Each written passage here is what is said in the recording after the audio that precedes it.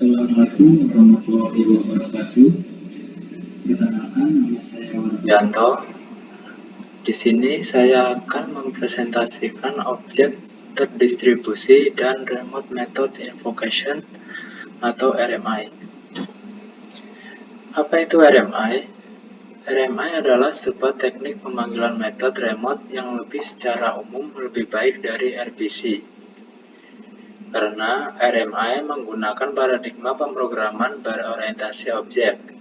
Beda dengan RPC yang menggunakan pemrograman yang bersifat prosedural. RMI memungkinkan kita untuk mengirim objek sebagai parameter dari remote method.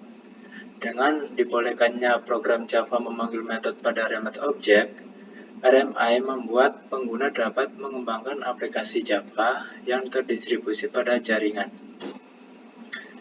Adapun tujuan dari RMI yaitu menyediakan fasilitas bagi programmer untuk dapat mendistribusikan objek yang digunakan pada beberapa proses yang berbeda. Yang kedua, dapat berjalan dalam satu mesin ataupun di beberapa mesin yang terhubung dengan jaringan. Aplikasi RMI terdiri dari dua program terpisah, yaitu aplikasi server yang berfungsi membuat beberapa remote objek, menyediakan referensi terhadap objek-objek tersebut sehingga dapat diakses, menunggu RMI client merequest server.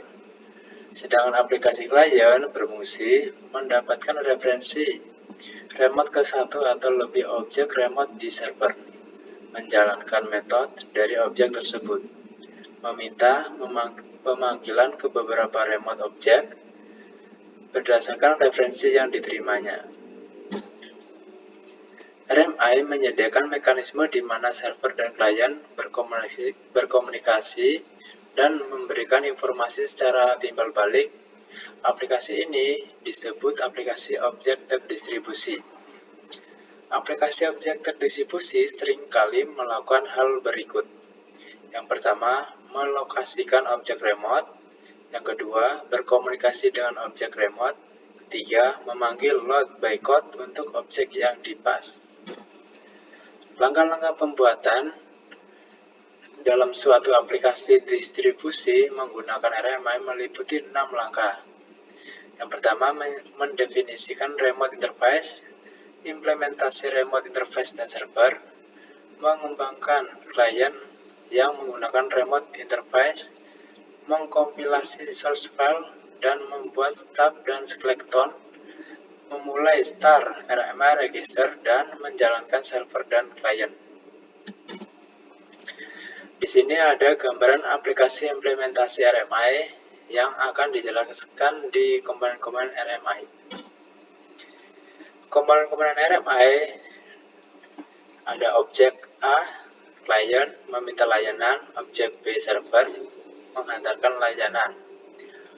Proxy for B, ketika objek A mempunyai remote reference ke objek B, maka akan timbul objek proxy B pada host objek A.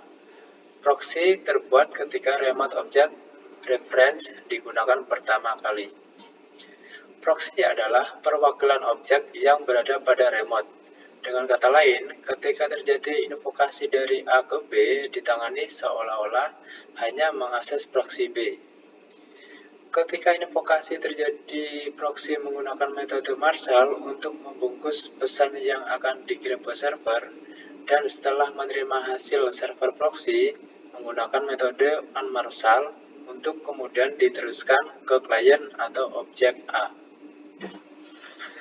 Pada bagian skeleton for objek B, pada sisi server terdapat objek kerangka yang terhubung ke kelas atau objek pada kelas tersebut dapat diakses oleh RMI.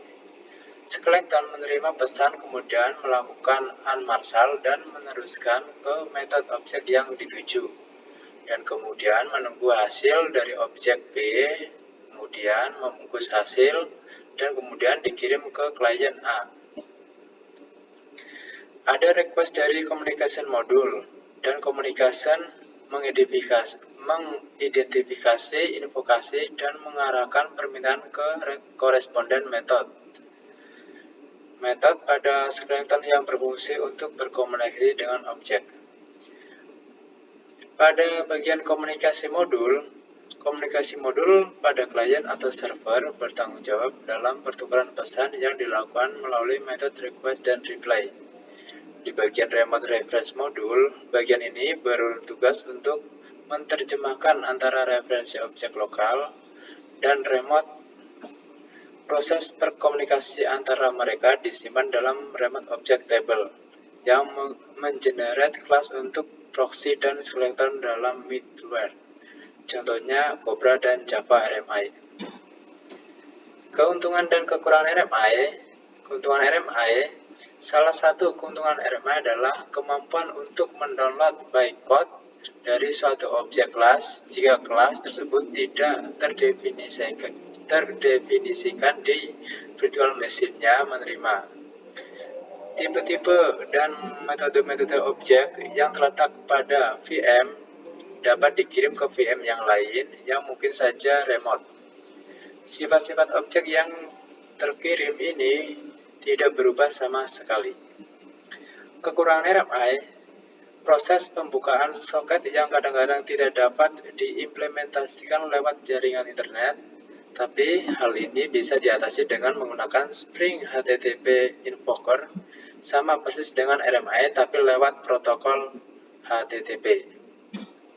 Sekian, terima kasih presentasi dari saya. Wassalamualaikum warahmatullahi wabarakatuh.